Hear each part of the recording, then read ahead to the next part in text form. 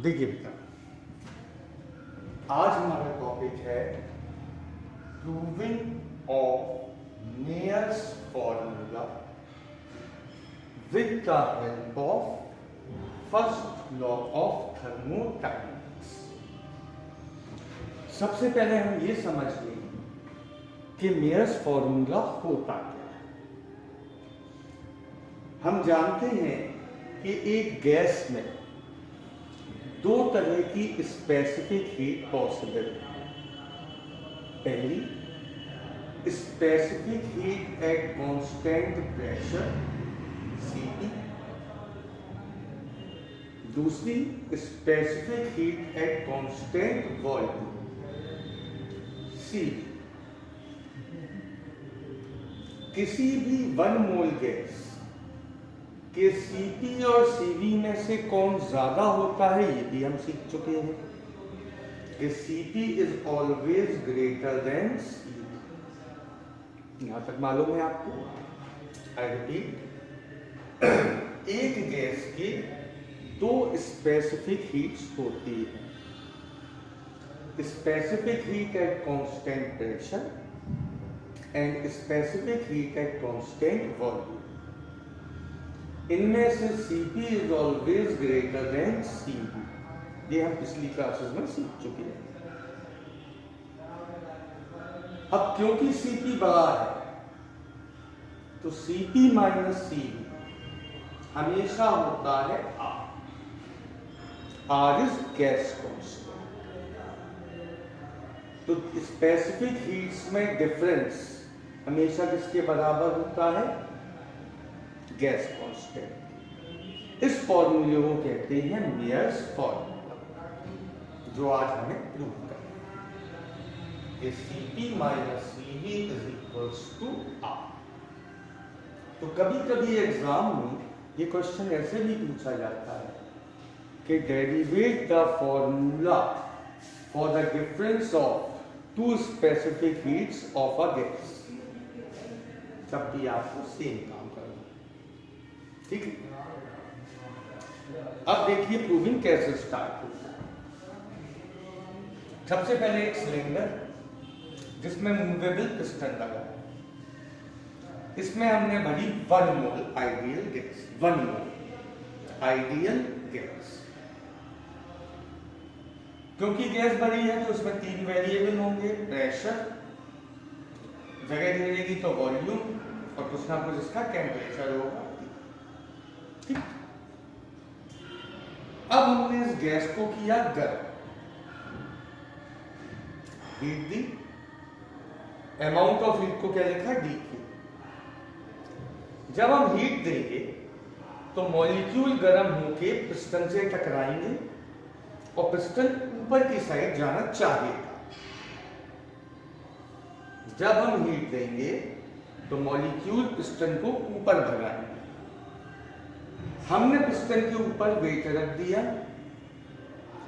ताकि पिस्टन ऊपर ना भाग पाए। तो हमने क्या कांस्टेंट कर दिया? वॉल्यूम। गैस एक्सपेंड नहीं हो पाई, ठीक। तो इस समय जो हम हीट देंगे उससे गैस का टेम्परेचर T से बढ़कर कितना हो जाएगा? T plus dt। मतलब राइजर टेम्परेचर कितना हुआ? dt।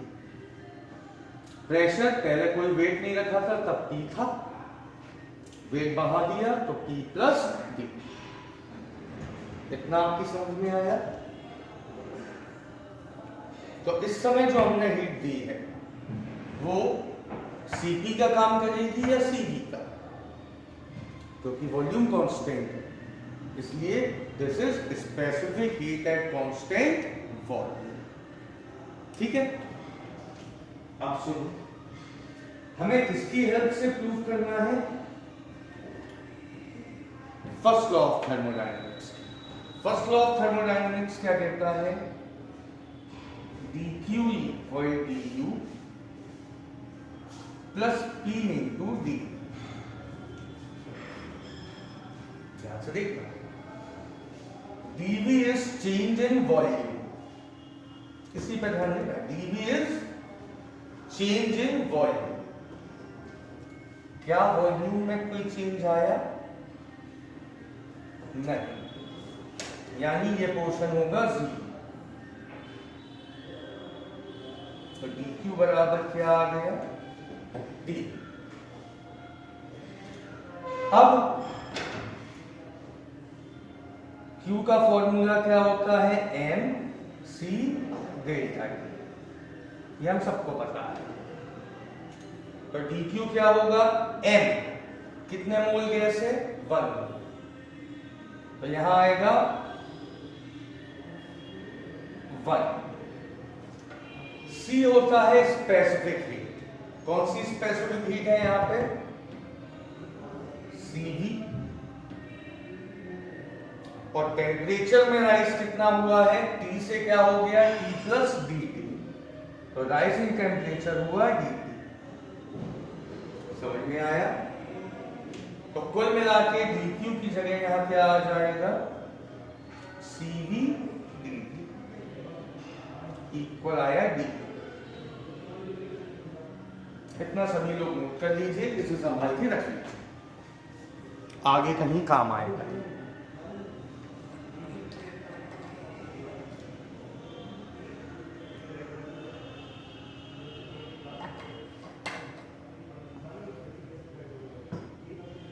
ठीक है, अब मैं इसे रेस कर रहा हूं, जगह में याद रखना Cv dt इक्वल क्या आया? dt। अब क्या हुआ?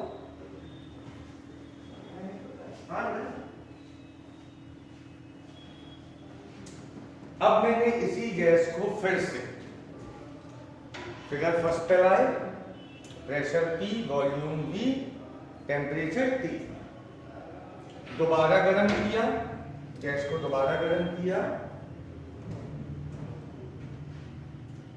अब की बार जब गैस गर्म हुई, मॉलिक्यूल पिस्टन से टकराया, पिस्टन ऊपर भागा, हमने पिस्टन पर कोई वेट नहीं रखा। कोई वेट नहीं रखा मतलब प्रेशर क्या रहा? Constant P। गैस एक्सपेंड हो गई तो वॉल्यूम हो गया V से V plus D, temperature T से T प्लस dt। इतना आपकी समझ में आया? इसको रेस कर देता हूं और फिगर 1 इसके बगल में तो पहले कहा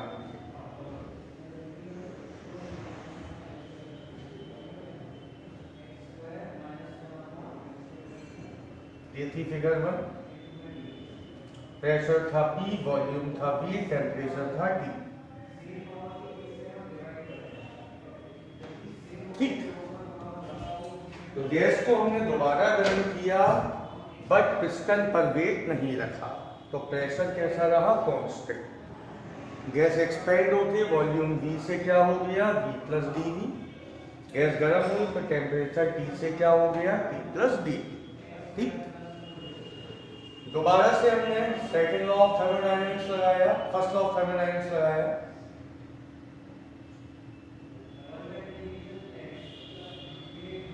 अब बताइए, क्या अब ये पोर्शन 0 होगा? नहीं होगा। क्या P 0 होगा? कई लोग सोचते P 0 हो जाएगा। बेटा अगर यहाँ dP होता, चेंज इन प्रेशर, तो 0 होता। प्रेशर तो कैसा रहा है? कांस्टेंट। तो प्रेशर क्या बना रहेगा? P। ठीक, जैसे इक्वेशन फर्स्ट में dV क्या था? Change in volume. अगर वहां वॉल्यूम होता तो 0 नहीं आता। dV क्यों 0 किया था पहले हमने? क्योंकि dV क्या होता है? Change in volume. ठीक, तो अब dV 0 नहीं होगा और प्रेशर P बना रहेगा। चलो dQ अब क्या आएगा? फिर वही Q इक्वल क्या होता है? mc delta T। और dQ क्या आएगा? m1 C की जगह Cp और D की जगह D। तो dQ आएगा Cp into dt equal du plus P into D. ये लाइन समझ में आई। अब डी की ये वैल्यू यहां से निकालो, तो C P into D T equal C V into D T plus P into D. D T यहां है, डी टी यहां है, एक साइड ले आए, बचा सी पी माइनस सी इक्वल में पी इंटू डी। इसे दे दिया equation first.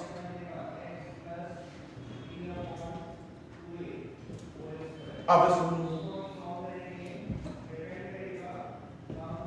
In figure 1 and in figure 3 अगर हम अप्लाई करें पीवी इक्वल आर टी, ध्यान से देखना बेटा मैं जो बोल रहा हूं। फिलहाल गैस किस कंडीशन में है? एट कांस्टेंट प्रेशर वाली कंडीशन।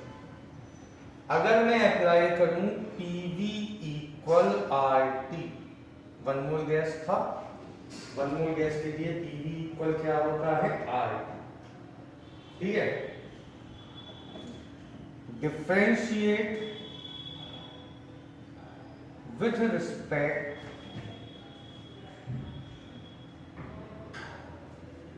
To temperature.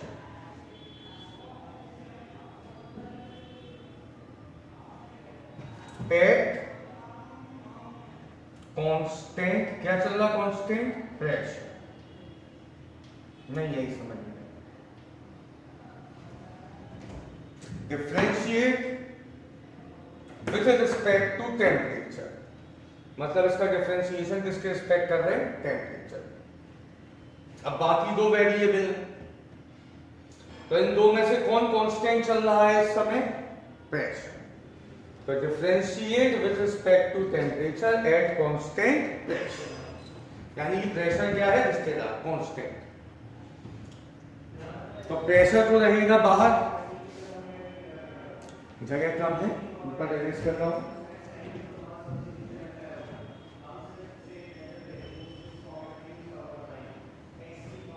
देखिएगा, इसको भी अरेंज कर देता हूं, इसका काम है। प्रेशर तो रहेगा कांस्टेंट, पहले लिख लूं D over D T PV equal D over D T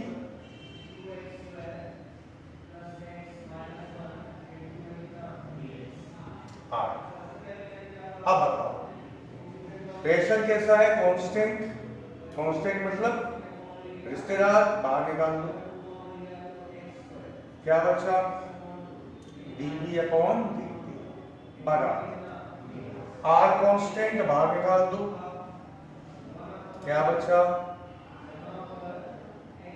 ठीक, t का t के रिस्पेक्ट डिफरेंशिएशन 1 होता है, तो P into dV upon dt equal बचा R।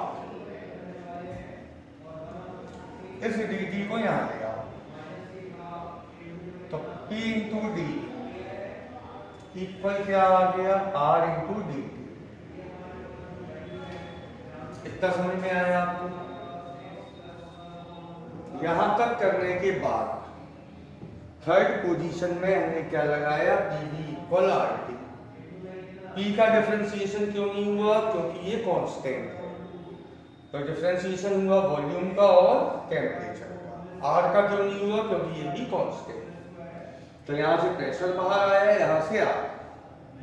T का T के रिस्पेक्ट डिफरेंशिएशन 1 होता है, तो यहां 1 हो गया, dt को क्रॉस मल्टीप्लाई। अब P dV की जगह क्या लिखना है हमें? RT। तो क्या बन जाएगा? फर्स्ट में जब वैल्यू रखूंगी तो इस P dV की जगह क्या आ जाएगा?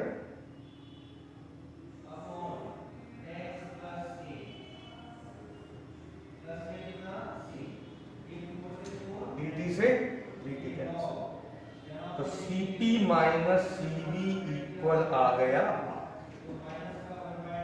यही हमें प्रूफ करना था। ठीक। तो ये है proving of Mayer's formula with the help of first law of thermodynamics.